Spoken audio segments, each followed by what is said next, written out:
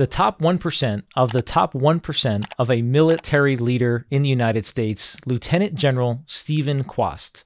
Not only has Steven trained hundreds of thousands of cadets annually, but he is a voice for freedom in space. Ladies and gentlemen, please meet Lieutenant General Steven Kwast.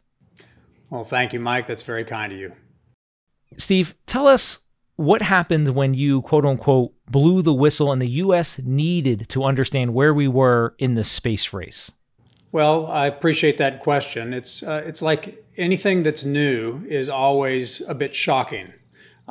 Most people in the human race have not studied space, and it's something they just know because a man walked on the moon and it gives us GPS. This realization of the power of space is always hard to absorb, and it takes time. And you have to go back at it again and again and help people understand the implications. So it would be like describing to a caveman the implications of electricity. It would be hard to fathom because the mindset is set. So I ran into those typical human nature realities where people don't like change. Change means political risk. It means financial risk. It means difficulty. But to help them understand the power of a vision of what we could do as a human race with space if we operationalized it for our own use in a peaceful way, that always came with some headwinds because people like the status quo. So it was a fun journey of happy persistence where I never was frustrated. I never was accusing people of not being visionaries. You just stay at it. And eventually we got a Space Force. Amen to that. The act of freedom and having freedom, I've heard some people not understand what it takes to have freedom terrestrially, and they certainly don't understand what freedom means and how freedom is defined through space and from space. Again, you're a voice for freedom in space. You were a voice behind creating the Space Force. How do you see space being the I guess the foundational principle for what freedom can be, could be, and should be? That's right. Well, that can be a very deep question because the definition of freedom is different depending on what culture you live in. There are certain cultures that believe that freedom you can only be free if you're in a cage where your government controls everything, and then you're free because you won't get killed by anything outside the cage. The American ideology of freedom is that you have free will to pursue happiness, consistent with what you believe to be best and right about your values and your skills and what you love to do and what you're good at doing, with the limits, of course, of rule of law, where you can't hurt other people and you have to understand you're part of a community. So I will use the Western and the American definition of freedom as I tell you that space is going to be more important to free will and freedom and every human being's ability to make decisions consistent with their own idea of what happiness means, more so than the open oceans allowed for the freedom of commerce and the highways to new marketplaces, and more important than transportation, where the Romans built roads, and what that did for the economic blessing and the freedom of people to move around, do what they wanted to do, and explore. So space is all of that on steroids times 10. And that's what is hard for people to get their brains around, and that's what we can do a little bit of even today. So speaking back to your experience specifically in I think if everyone were to choose a word, for me, government and bureaucracy really go hand in hand and almost synonymous.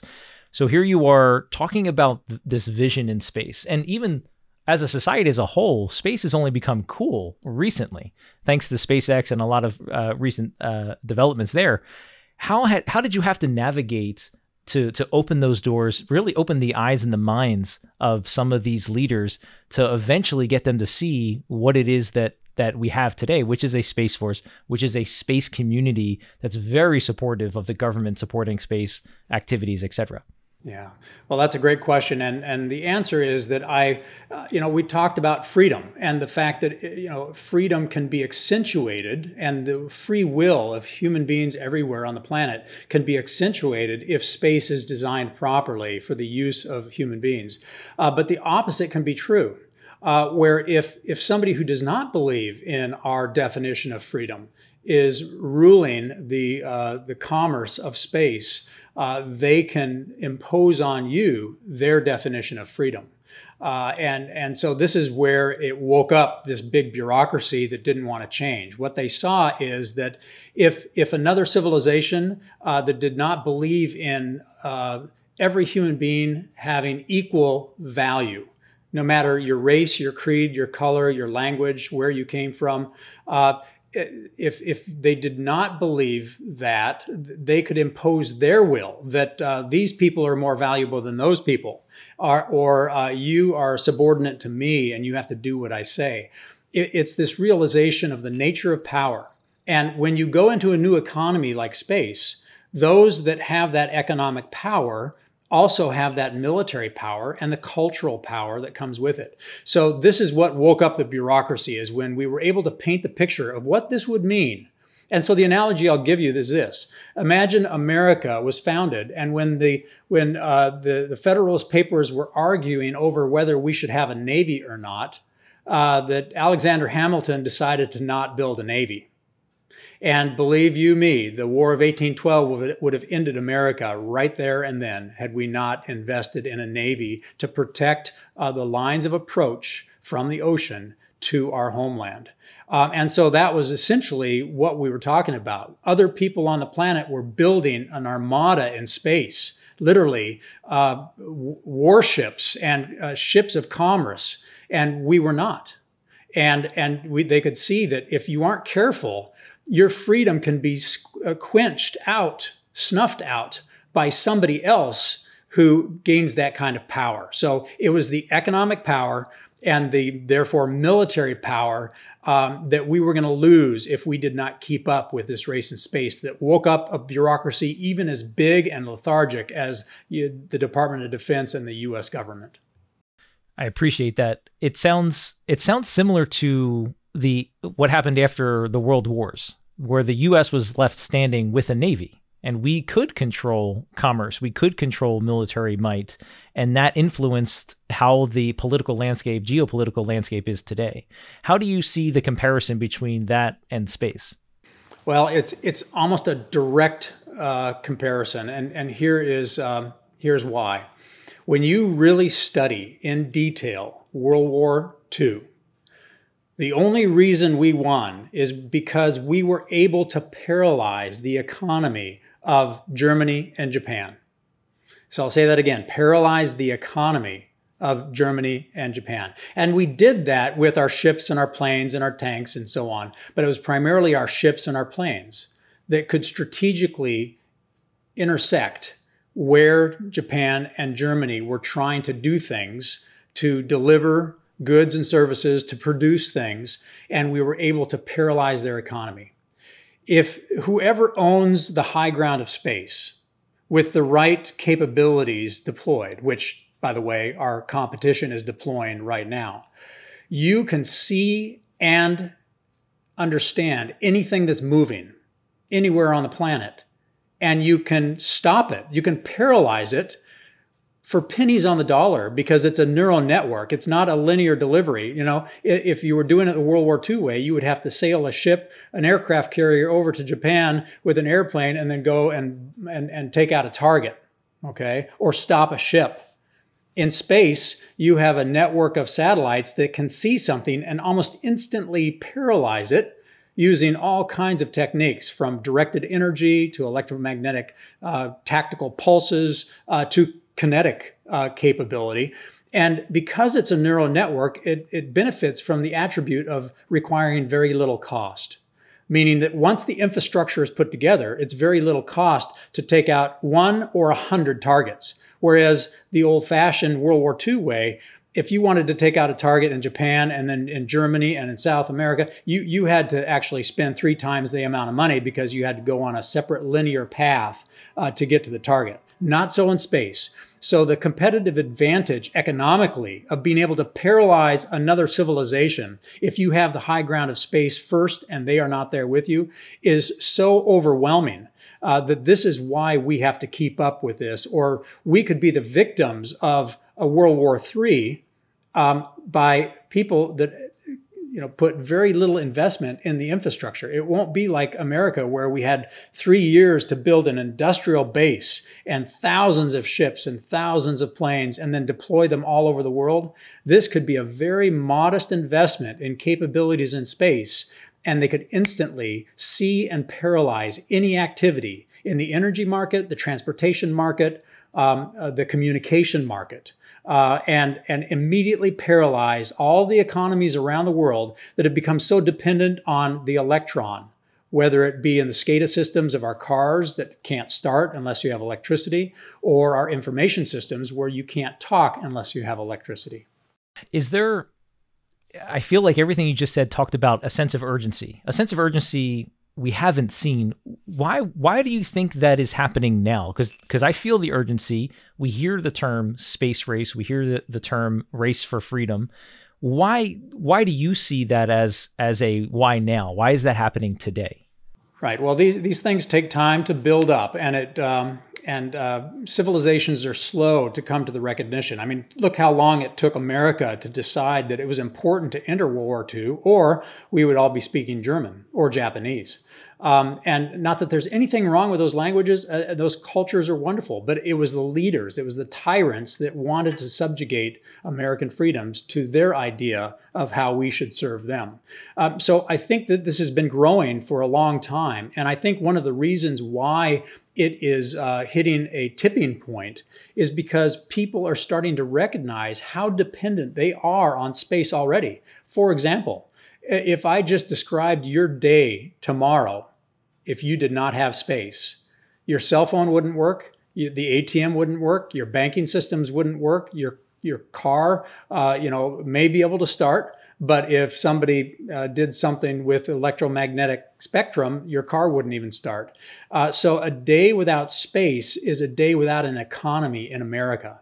And I think people are starting to realize how dependent we are. And then that's coupled with what they see going on in other countries that are investing in space, primarily China and Russia.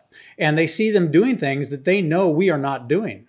Even the hypersonic vehicles that China has been showing us that operate in the mesosphere and can operate in a way where we can't see or target them if they came after us because of the way they maneuver. Our systems were never designed to be able to even look in that area because we assumed it would always be a nice hyperbolic path. You can see that all of these elements are starting to arise in the minds of strategists and economists that understand the consequences if we don't keep up. And so this slow drumbeat has been growing. I've been seeing it behind the scenes for 30 years. For most Americans, it's just now poking out of the surface of consciousness, but it's been there for a while and it's been growing.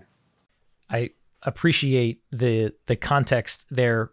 With your background as a fighter pilot, as a retired lieutenant general of the Air Force, the invention of the Air Force, the development of actually creating the Air Force, I don't think the average citizen understands how that happened, but how did that happen and what are the correlations to the birth of the Space Force? Right. Well, this is really a very good question. And so I'll keep it brief because there are people that have written thousands of volumes of history on why. But ultimately, it comes down to this. Human nature is a funny thing. And when you give a group of people a job, they do that job really good. And if you have another job that you need done, and you're competing with somebody else that's going to do that same job, you need to give a separate group of people the mission of doing that job. If you try to divide it, if you try to give the same group of people, so I'll take the Air Force and the Space Force as an example. If you give the Air Force the job of dominating the peaceful coexistence of the space economy, well, now you've given them two jobs. One job is air power in the terrestrial realm, and the other job is space power. And the two are very different things. And so the reason the Air Force was born back in 1947 is because the World War II experience made the entire country, the leaders of the country, realize that we will never compete in the aviation industry economically if we cannot secure it with a force that is dedicated and focused just on that one thing.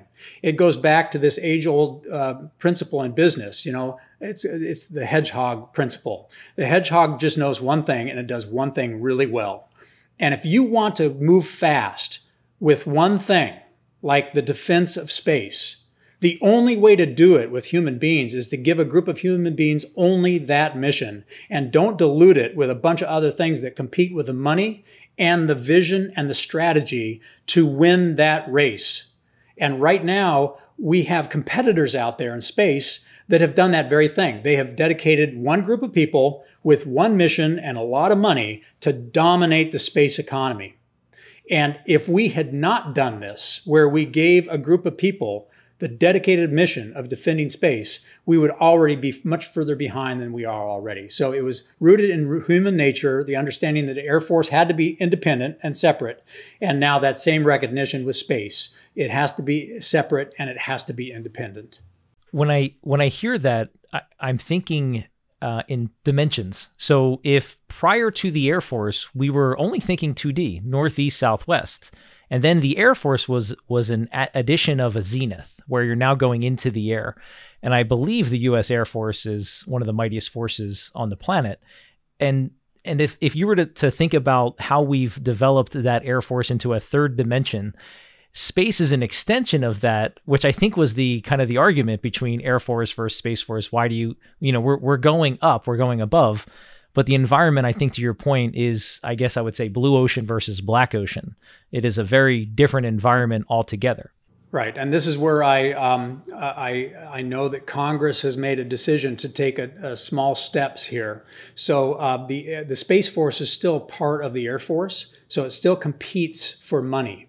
When the decision makers in the Air Force have $1 left, they have to decide: do I spend that on an airplane or do I spend that on space capability? And because they are the Air Force, they generally will spend it on an airplane and not space capability. So this is where we need a vision in this country, where if we really want to compete in the commerce of space, we have to give the Space Force independence so they can do things like the rules of the road, like the Corps of Engineers to build things like the Army Corps of Engineers did for the industry of America and the foundation of our industry. So we have work to do, because the Army Air Corps was under the Army through World War II. And it was that disaster of command and control and unity of command and the money being spent on the wrong things, because the Army thought about the infantryman and the rifle as being the main event. And they didn't think about the airplane being the main event. When it was discovered that the airplane was the game changer in paralyzing the enemy's economy, that's when they made it independent. We need to break away from the Air Force. The Space Force has to be independent, or it will always be subordinate and subjected to the financial realities of an Air Force that puts air power before space power. I think this is a perfect segue. You've given us a common language to understand our historical presence and our current state of affairs. You're familiar with Nebula, but before we get into Nebula itself, what is your vision for space? Now that we all have a common language for what has happened, what do you believe the future should be? Well, this goes back to when you study all 22 civilizations that have ever existed, and the reason why they all failed. There's one common denominator, and that is they fail because of a lack of vision that eventually degrades them into a second, third, fourth-rate power that gets either consumed or overtaken by another civilization that has vision and guts and courage. And so this is the vision for America to preserve our freedom. And I'm going to frame it this way because I believe that this is that existential to our future. If America wants its children and grandchildren to live in the same free air that we live in now, we must have a vision where we move into space and bring all of the capabilities that we have terrestrially. So rules of the road, so people know which side of the road to drive on so they don't crash into each other. Rule of law, the principle that if you put the risk and the work into a business in space, you get to keep the rewards, that nobody else can steal it. And if somebody does steal it, there's somebody to hold them accountable. These values that are enshrined in our Constitution have to extend into space, and you have to have the police force, the Coast Guard, the Navy, you know, the people that are the guardians of freedom. And that's why they call them guardians.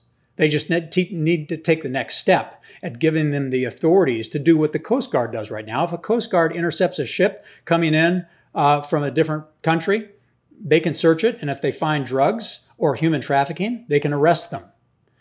That has to be in space too. So the vision is this, though, put simply. If America does not invest significant resources in the development of the space economy, we will lose our freedoms slowly and surely over time, because other countries that see the power of space and the relatively low cost for high return on investment in military power, economic power, and political power, they will overtake America, and America will slowly be strangled or paralyzed intentionally if somebody wants to get aggressive. But if not, we will be slowly strangulated over decades and become a fifth-rate power that is subjugated to the ideas, the rules, and the mindset of other civilizations on the planet. And it will be the end of this great experiment of our Constitution being the hallmark of creativity and economic growth, lifting millions of people out of poverty. That's the experience of the American Constitution. And lest we forget that, we will move away from the best thing that ever happened to humanity if we do not have a vision of operationalizing space for the economy of the globe with the rule of law consistent with our Constitution.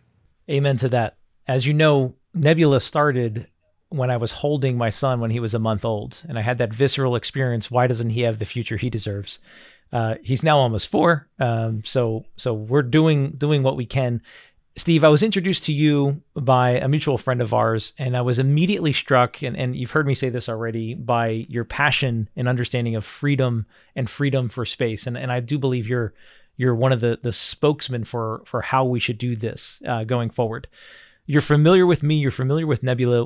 What attracted you to Nebula from your perspective and your experience that really wanted you to or encouraged you to engage? Yeah, no, that's good. And before I tell you why I was interested in Nebula, I need to make sure your viewers understand that I did something that most generals do not do, most retired generals do not do. And that is, I took no money from anybody that I worked with or knew in this industrial military complex out there. And the reason I did that is because it allows me to look and see agnostically, without any bias, what is going on in the space industrial base and give advice and be helpful. But what I saw, so basically this advice, you know, when I go to Congress and talk to them, that's the question, who pays your check?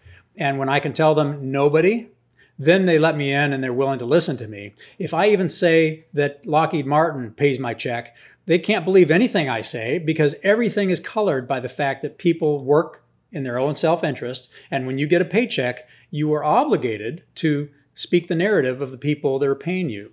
So this is a very powerful thing, so that people know that these words are not words that are influenced by any monetary compensation. They are true and as honest as possible in the study of the entire industry of space. And that is Nebula I was attracted to because it started at the foundation of all competitive advantage economically. And I would extend that. No human being can do the right thing or spend money in the right way or have a strategy that will achieve what they want to achieve if they do not know what is going on around them. Our eyes and our ears and our sense of feel and smell and touch, these are the sensors that help us understand what is going on. And so in the art of war, for example, the first thing you do is know your enemy and know yourself.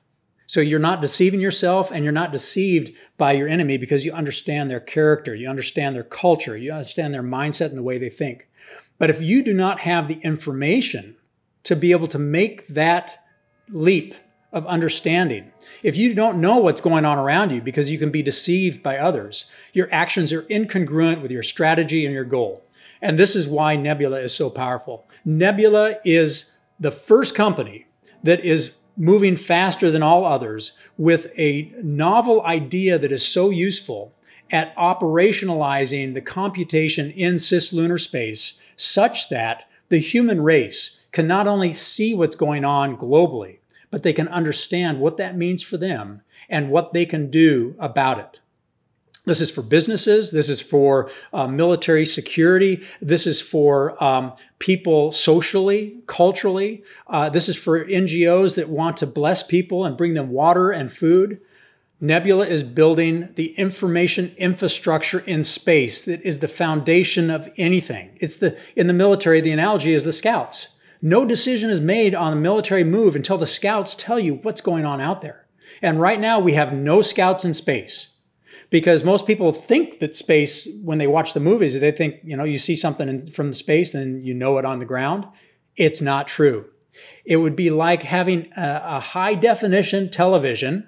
That's the sensor in space. But the only thing it transmits to the ground is a few beeps and squeaks that you used to hear on the fax machine when you called somebody. That's how little information actually gets down from those sensors, because they never decided to compute or operationalize the computation in space. This is the powerful idea of Nebula and why it will change the world. And we can talk more about why it will change the world, why it's important to every human being, no matter what walk of life you're in, because it will be like saying, well, why would GPS be important to me? Or why would the internet be important to me? It's the power of knowledge. Thank you, Steve. Thank you for the kind words. And for everyone listening and watching, Steve will not take $1. He is to his word, and he wants to make sure that there is no question where his understanding and his perspective lies. It's not blurred by anything. Steve, when I talk about the opportunity in humanity, I reference some of my background in telecom finance, and even going back before that, AT&T built 5 million telephone poles to connect just the United States over 100 years. And then in 30 years, after the invention of internet and cell towers, we built 500,000 cell towers, which was an order of magnitude less infrastructure to connect the population. And now you're looking at Starlink going up, and people in the space side of things think that 30,000 units, oh my goodness, that's too many satellites. But again, you're comparing 5 million telephone poles, 500,000 cell towers to now 30,000 satellites, connecting not just the United States, but the entire globe. We also, really connecting that to an experience we're all having right now. We watched what unfolded in Ukraine, and specifically what Starlink was able to provide, which was access to information. And I would argue that it's, unfeathered, untampered with information, unlike all of our terrestrial systems and what you're seeing behind the red wall, whichever red wall you want to choose. What is your perspective from that type of satellite communication? Yeah, so this is where it really gets powerful for the human race, because I think all of us agree that most people on this planet want to be kind to their neighbor. They want to be generous, and they want peace. It is a very small portion of evil actors that intentionally punish and steal and cheat and kill. And they can get away with it because it's easy to hide in the great abyss of humanity. What space is going to be able to do is allow us to see truth and then make decisions. And it's not making judgment calls. It's just being able to understand what is going on, and then you can make the judgment call.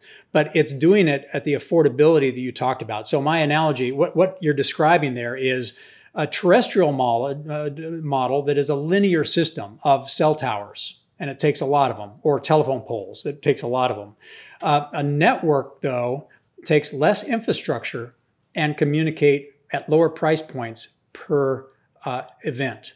And so now you're jumping to a different economic curve, and you are providing now for humanity the ability to be able to see and understand what is going on around them real time without the filters of narrative in ways that are incredibly powerful. So now you can shine a light on all evil activity. You can shine a light, more importantly said, or probably better said, you can shine a light on all activity and make your own decision on whether it's good or bad.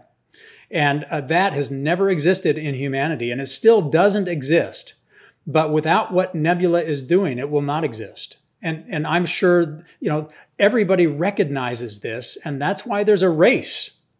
But what is important to know about history is that as this race is happening that Mike just talked about, the people that get there first set the rules. And if our Constitution that believes that every human being is created equal and that rule of law is the abiding contract that keeps us safe and healthy and prosperous and pursuing the free choice to pursue happiness in our own way, then we need to be there first. And we will set those rules, and those rules will be the freedom that everybody on the world wants to come to America. Why? Because they can breathe freely. They can make choices for their family, and they don't have to worry about somebody coming in the night and killing them and not being held accountable. You know, these are such powerful things that we take for granted in America. I got to grow up in an African tribe, so I lived this lack of security and this lack of knowledge and power. And so I can feel this impending choice we have as a country. Do we invest in this capability to first see and understand what's going on by being able to compute in space, and then everything else becomes easy? Or do we give that up to somebody else, and then we can't trust what we're seeing from them? This is the real choice for humanity and for America especially, and for those venture capitalists that want to be a part of a multi-trillion-dollar effort. Imagine the first company that is capable of connecting with all of humanity in ways that serve them so powerfully. Everybody wants to be on board. The first trillionaire will be an American company if we win this race to space. Steve, I couldn't imagine a finer point on why now and why this. I appreciate your perspective in those words. That is extremely powerful. I want to shift a little bit into think more about joy. If you were to say, to fast forward, a decade, even just a decade, I don't think it's going to be, we don't need to go much further than a decade. If you were to fast forward a decade, what would you see the lay of the land, and choose how you see that, whether that's geopolitical, whether that's commercial, economic, technological? Pick a perspective. I'd love to hear what you think 10 years could be. Yeah, so this allows me to describe some other outcomes of what you're doing with Nebula specifically. If we continue to not use space for the computational power of providing in the pocket of every person in humanity the trusted information of what's going on around them, those data centers on the planet will pollute our planet out of existence. So I'll fast forward. Let's say we are successful at abiding by the rule of law and the principles of freedom and liberty in the space economy. Future generations will be able to develop space where it is beautiful. It's not cluttered. It's not doing anything to harm what we have now on the planet. It is a beautiful environment where all of those things are done such that you live on a planet that is not polluted. You live on a planet where energy, information, and transportation are taken care of in a way that does not do harm to our society. But more importantly, we can live together and travel and enjoy the variety of life, which, the spice of life, which is variety, that you can safely travel to any culture anywhere on the planet.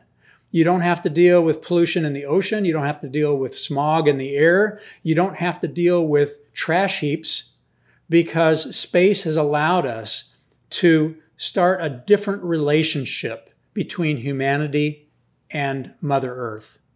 That is one of the greatest promises that this journey has in store for us, but it has to start with the information. Without that, we will be blind and dumb, stumbling around and doing damage to our environment or the Earth. And this is another important point. This can be done respecting the environment of space, the moon, the asteroids. These are also creations that are beautiful for everyone and should be preserved for generations to come.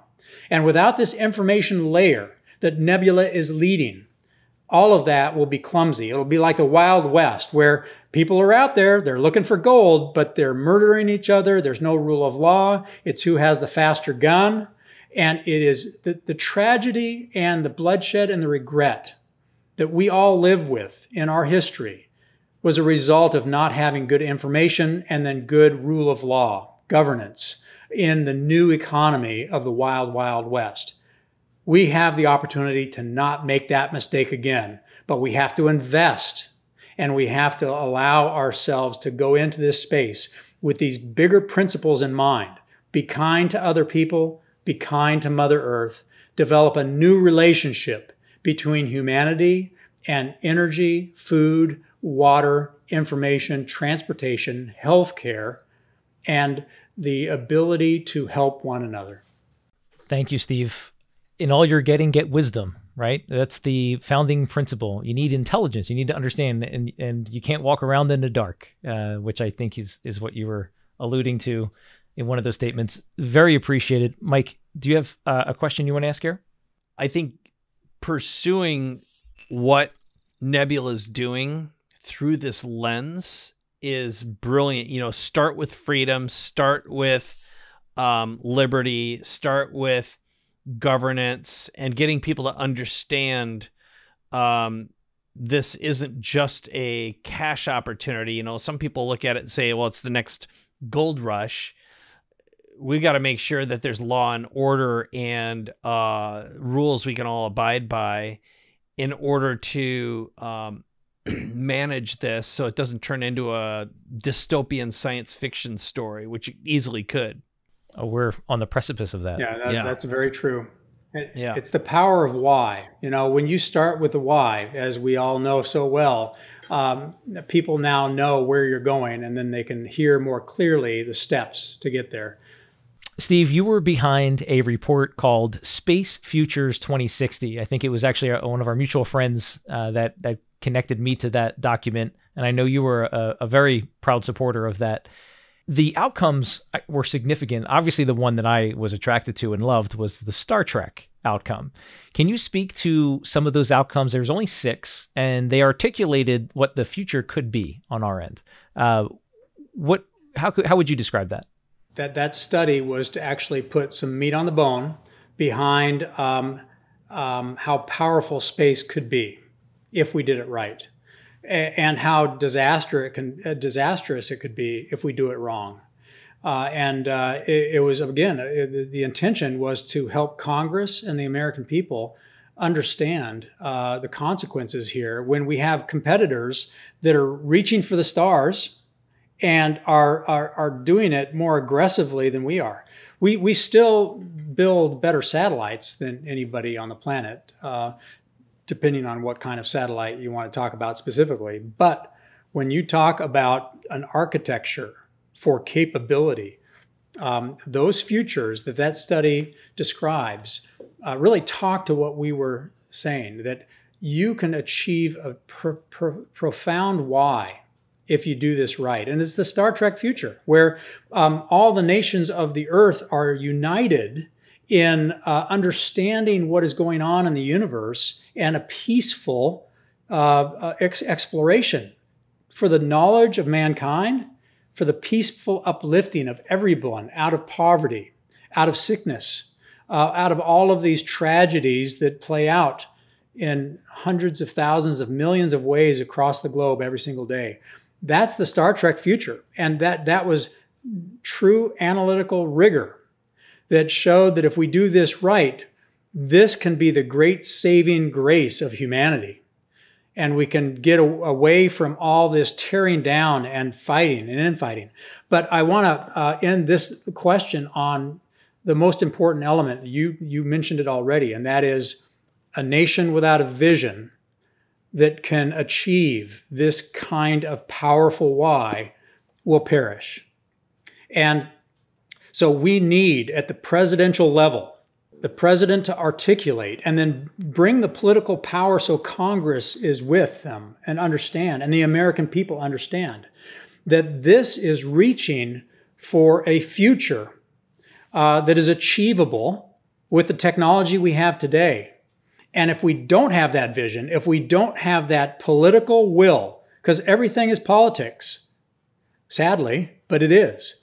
If we don't have the political will to funnel the money to build this infrastructure, we will lose it to others and we will regret it. And it will be high price in blood and treasure if we can ever get it back. Looking back on history, what if Teddy Roosevelt had not built the Panama Canal? Well, every ship would take twice as long and twice as much money to get to the markets that they could cut in half by going through the Panama Canal. The economic power of a vision of a president that put the political leverage to get Congress and the American people behind an idea that was very expensive, but would pay dividends beyond measure over the years. And that is the Panama Canal pales in comparison to the power of space to do all of these things. So that study puts some meat on the bone if somebody wants to read it. But the 6 outcomes describe how disastrous this can be if we do not have a vision, and that vision does not animate politicians and venture capitalists to put money behind these technologies, or the vision of all those whys we talked about, the betterment of humanity, the preservation of our earth and all the beauty and diversity of life that exists in every species. All of that is possible if we have a vision. But right now, we do not have a vision. We have a Space Force that is trapped in an Air Force, and it's not doing what it needs to do. And we have a country that is still looking around going, I don't understand why you're talking about space. I mean, we got to first feed the people on Earth. And they're right, we do have to feed the people on Earth. But the fastest way to feed people on the Earth and to give everybody the knowledge, the food, the water, and the health care, and the transportation they need to be prosperous and happy is through space. That is the fastest way to do it. And if we squander this moment, it would be like walking over a $1,000 bill to pick up the penny because you're worried about the penny. Perfectly put. In this perspective, how would you suggest someone who's listening, someone who's watching, get involved in making sure we're leaning towards that Star Trek outcome? Well, 2 ways. And again, this comes back to the reality that in our system, everything is political. Without the political vision and political will, the commercial sector will eventually get there, but too slowly. And China and Russia will be there first based on their investments and their aggressiveness. That is the reality people need to realize. So they need to talk to their politicians and demand 2 things, in my view. The first is that we need a national vision on the commercialization of space, the peaceful commercialization of space, with America leading it. That has to be the national vision that we get behind to do all these things we want to do for humanity and for America. And the second is that Space Force has to be independent.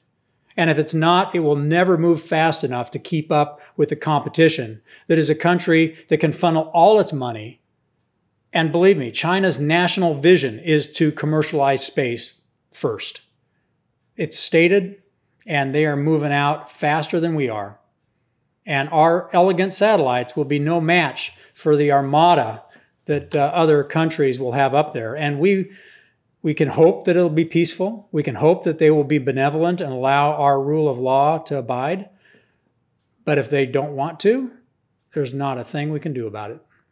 Perfect, Steve. I want to thank you so much for your time. Your time and insight has always brought extreme value and clarity to me throughout this journey.